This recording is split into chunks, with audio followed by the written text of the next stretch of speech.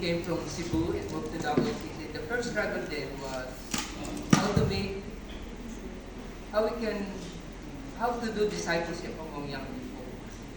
And so, it was one of the most difficult. Kasi galing ang Philippines sa, yung sinabi ni Kuya Philip yung kanina, kung paano ka-challenging yung time na yun.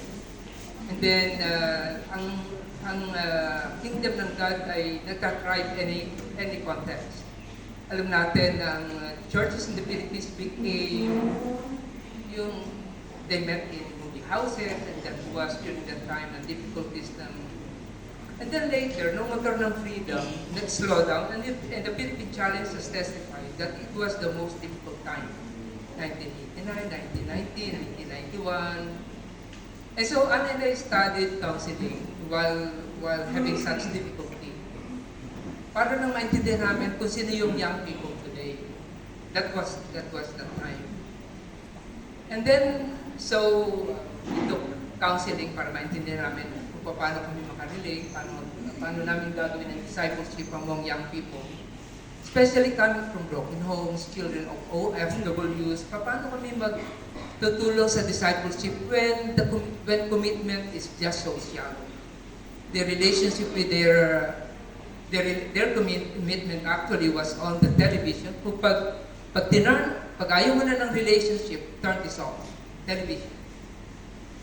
And so, discipleship was so difficult. So maraming magko-commit to attend the Bible study, pero they can just stop anytime. And then so yun, ginagawa namin sa mga nag-work. And then our kids helped us to be able to sustain the youth work. And then later, na-appoint kami as national leadership team.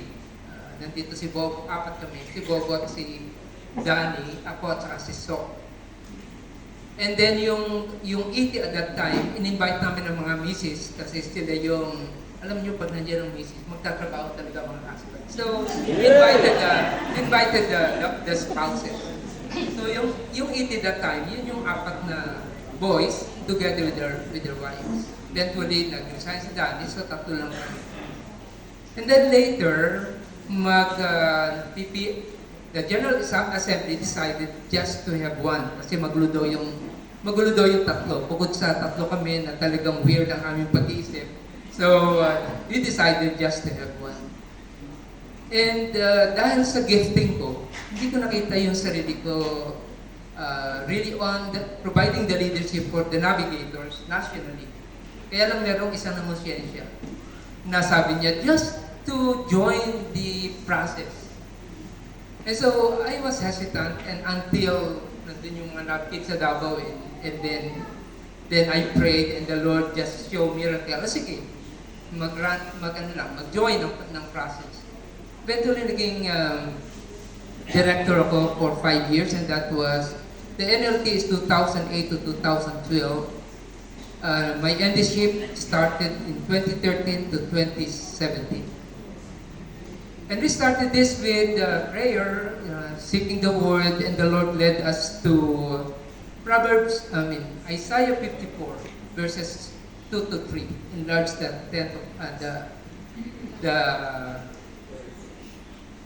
Proverbs 2 and 3, enlarge your tent, strengthen your cords. Parang lumabas doon yung tatlo na doon sa verse na yun. Tatlo yung naging major focus. One is generation of funds. Second, capacity building, and third is ministry expansion. The target was too high. And sabi namin, sige, by faith, 35 million is really huge.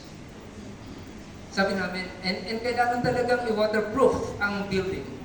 Kinakailangan talaga ng mga student center sa high school. Kinakailangan ng capacity building, ang laki ng pera sa subsidized coming from different places.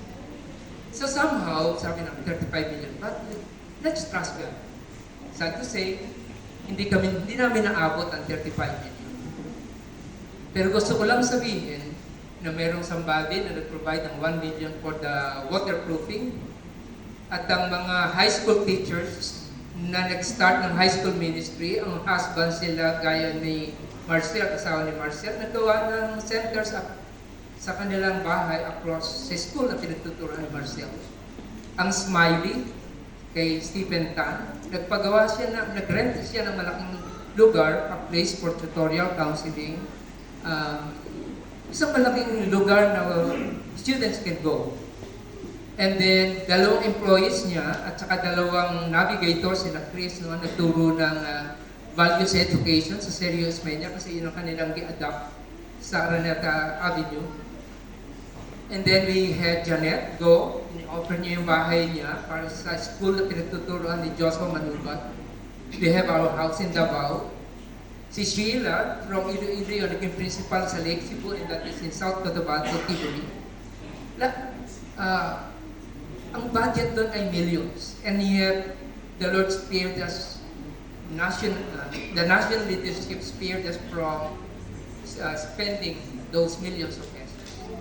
All in all, I could say that the Lord has provided, hindi ba siguro 35 million, pero nag-provide ang God na nag-spill over to the next leadership, yung kina Ronnie, and even up to now, they are using it.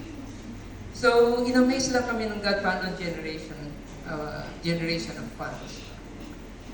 Then second, the capacity building was nagkaroon ng integration of psycho-spiritual kasi nga nag-start na noon ang mga problematic. Nag-start na yung problem among young people. Mataas ang anxiety, mataas ang depression, and there were some suicidal attempts. And so we incorporated dito sa ating capacity building like changes here. So the hospitals came regularly to help us on this. Nagkaroon ng worldview and contextualization. The shepherding team actually was started by Wednesday. So dinagdagan lang namin yung shepherding team that helps kung may problem ng anxiety, depression. And then ang ministry expansion, dahil limited ang resources, sabi namin, hindi namin papadala ang full-time staff. Because besides, ang full-time staff really were so limited. But we have a lot of alumni who can teach and advance the kingdom of God, even in their own local areas, in their own employment. And so sabi namin noon, we won't be moving unless, we'll just move where our alumni go. Kung saan pupunta yung alumni, susundan lang namin. And nakita namin yung value nito. Like for example, sa Coronadal, there were some alumni. And so, na-establish yung community sa alumni. And then, when we discussed with the alumni in Coronadal, who came from Cebu, from AU, from UP Los Baños, and nag-send kami, then nag-organize na sila, then we sent Alvin doon. Ang isang magandang illustration nito na mauna yung alumni. One, nag-decide sila to commit a certain amount. And it's a good amount.